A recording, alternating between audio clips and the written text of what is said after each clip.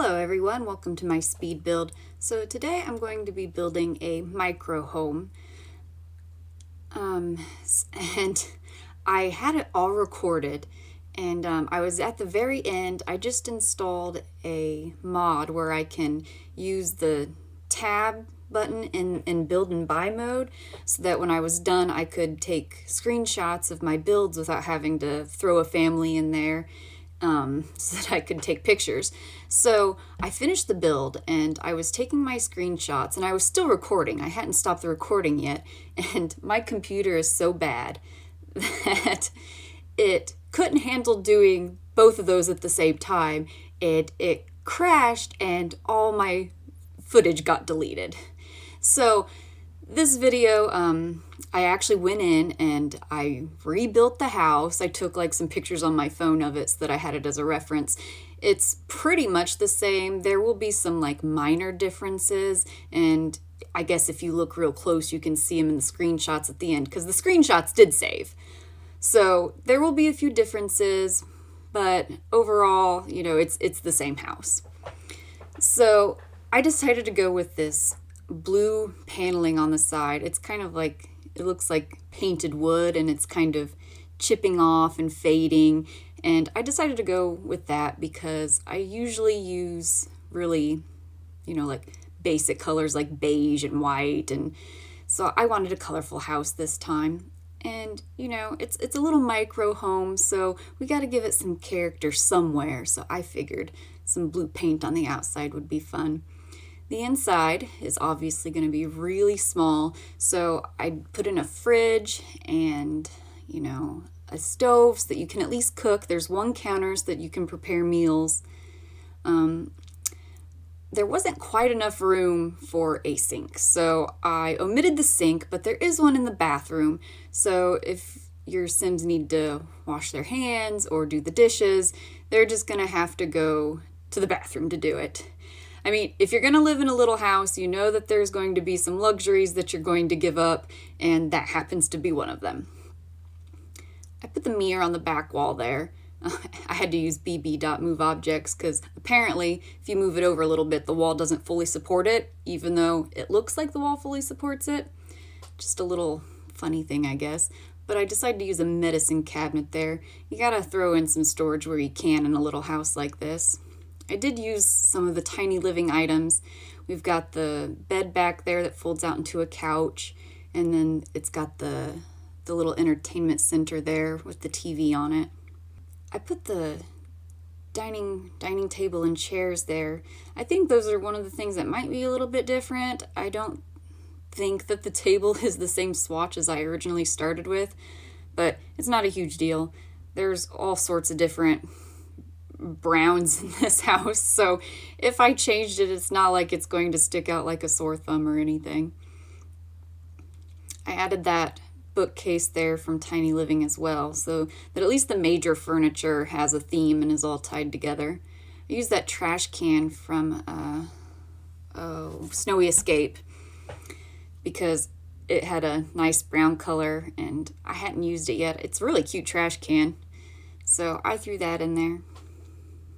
I used that rug from the Star Wars pack, Journey to Batuu, and because at first I was kind of making the house look like, I don't know, a little grungy, I guess. Not like run down or anything, but like it just needed a little bit of TLC. So I used that rug because it's kind of torn up, and I ended up actually going back through and like I had like the cheapest appliances and all that, and I had so much money left over at the end because I wanted to keep it under $20,000, but I was like, well, I've still got all this money, so I might as well upgrade the appliances. So the house overall ends up looking not quite as grungy as I had originally planned, but I still liked the rug, so I left it over there. If you live in a little house, it's going to receive overall more traffic over the, entire square footage than if you lived in a bigger house where there might be some areas of the house that you don't go to very often. And so I imagine that since they, sit over there to watch TV and sleep over there, that they probably spend a lot of time in that area. So it makes sense for there to be a rug that's seen a little bit of wear and tear. So it works out. those books right there are something that I did change the second time around, because I put the little stack of books there with the idea that they were cookbooks. And then when I was going through the second time, I saw those ones that actually do look like cookbooks. So I put those instead, because those are more accurate to what I was actually going for. I added the salt and pepper shaker, I do believe, the second time around too. So yeah, so we need some sort of skill building item, and you know, the easel just seems to be the classic. So, and it's small, it's really easy to just throw anywhere, so I put an easel in. And then I also love the corkboard. I put that in a lot of my builds. There wasn't enough room for a desk, so there wasn't a desk to put the corkboard over, so I put it over the trash can over there by the broom and dustpan. So, I mean, you know, if you have any little notes, it's right there, right across from the front door, and you know, it's in an easily accessible area. So, it should work out all right. So there I put the computer down on the dining room table, since we don't actually have a desk. So since it is portable, the sim can put it in their inventory, and you know, if they wanted to go somewhere where there's an actual desk like the library, they can just pick it up and take it with them. Or you know, anywhere else, you know, because if you go to the library, they've already got computers, so you could take it to a park, or you know, wherever you want to go. So you don't always have to be stuck in the little tiny house. So yeah, so here I'm adding the curtains. And I think that about wraps it up for the inside. Kind of, you know, move those over a little because the curtain was clipping, but yeah, I think that's pretty much it. So we get into the landscaping. And I put the mailbox at the front, added the trash can, so we've got all our bases covered. Got the trash can inside, trash can outside, mailbox. We should be good to go. I was really tempted to change the original picnic table I did to that one with the fading blue paint, because I was like, oh, it matches the outside of the house. But I said, no, that's a bit too much. We'll just go with a regular picnic table.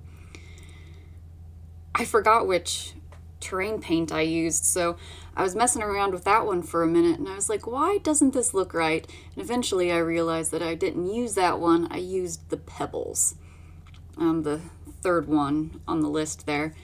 So I do get rid of this because it also was like really blocky, like pixely around the edges. The pebbles, when you spray them down, look a lot smoother on the sides. So I'm glad I realized that I was using the wrong one and changed it back, because the pebbles just look so much better. True to what I have stated in a previous video, I have decided to use these trees more often.